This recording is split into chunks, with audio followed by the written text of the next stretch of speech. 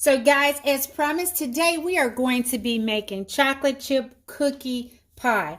Now guys, I don't know about you, but chocolate chip cookies just do something to my soul. Add some nuts to it or some maybe some toffee bits, and that is my jam. So excuse me, without further ado, let's get started. So the first thing that I have here, guys, is I have a 3/4 cup of butter, and the butter is already softened to room temperature. And so 3/4 cup of butter is a stick and a half. So I'm going to grab my mixer and I am going to cream this.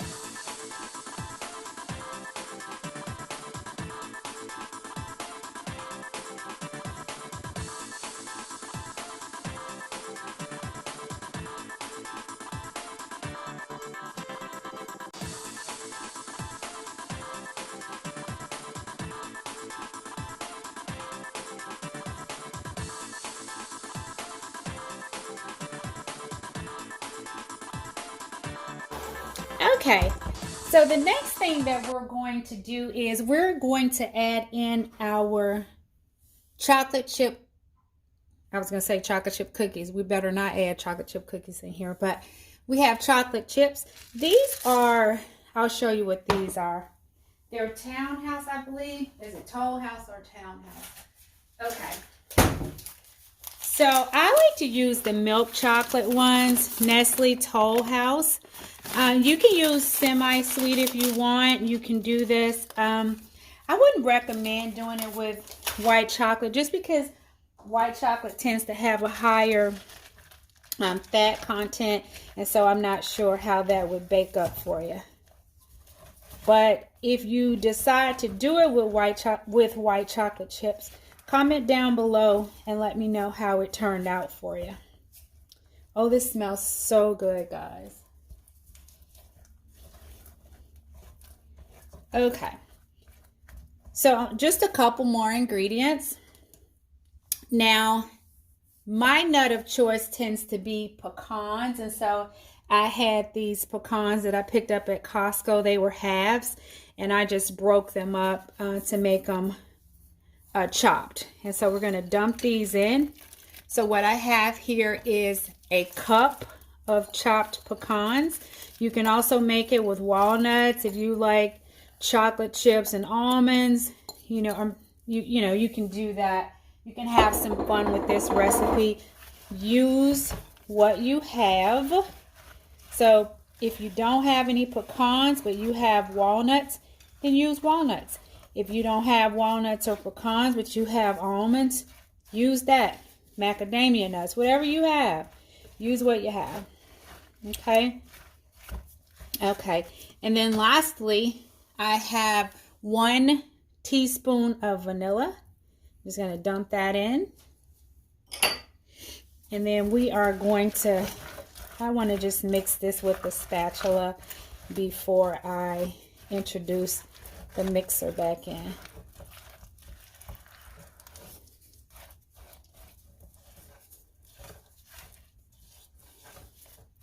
The last thing you're going to need is a 9-inch pie crust.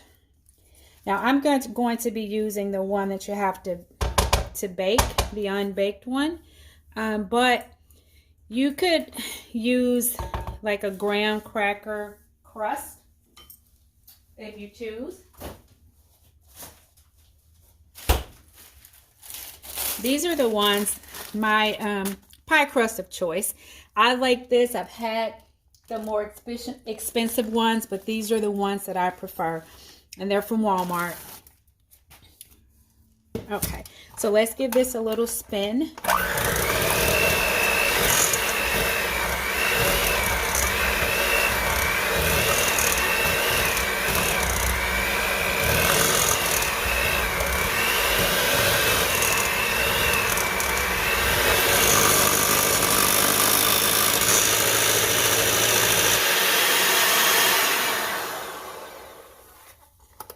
Okay, I bet you have somebody lining up. Who wants to lick the beaters? I bet you there's somebody in your household who's waiting on these. You guys be careful with this though. If you do decide to lick it or give it to somebody who wants to, remember that there are raw eggs in the mixture. So just be mindful of that. I'm not saying don't do it. That's the nurse in me. But I am saying be mindful of that. Okay, so we are just going to dump this right in here. Oh, that smells so yummy.